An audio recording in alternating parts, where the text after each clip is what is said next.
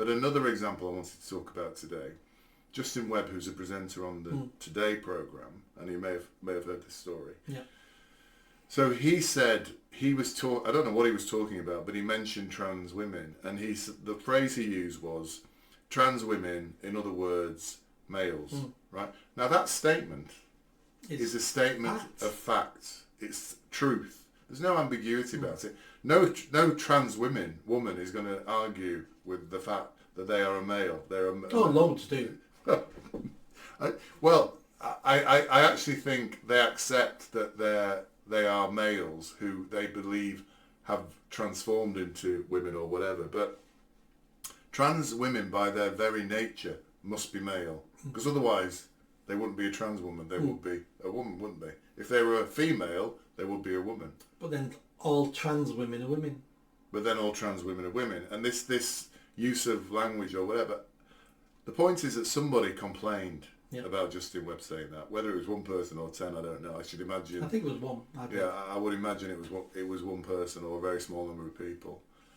This complaint was upheld by the BBC Executive Complaints Unit, whatever the devil that is.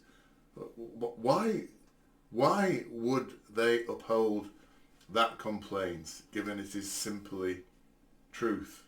Their reasoning was it was an opinion, and the BBC should be opinionless. And if you do have an opinion, it should be followed up by someone else's opinion that disagrees. That was their complaint. That was why they made that decision.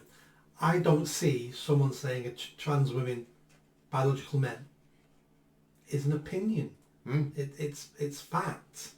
But they've been captured. They've been captured years ago, decades ago, just like the Premier League. And these organisations are years and years behind the populace. They may catch up, but they probably will. I think they must. Catch up. I think they have to. Yeah, I think they will probably catch up, but years out of date, and we will see if they do. But that gentleman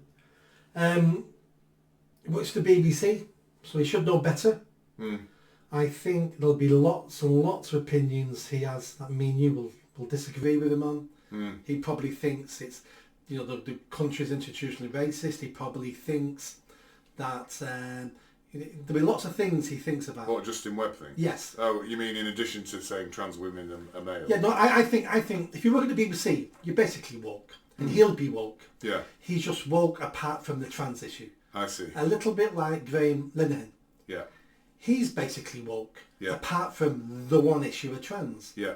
So all these, and both of them will be progressives. Graham Linehan was a big lefty several years ago. Yeah.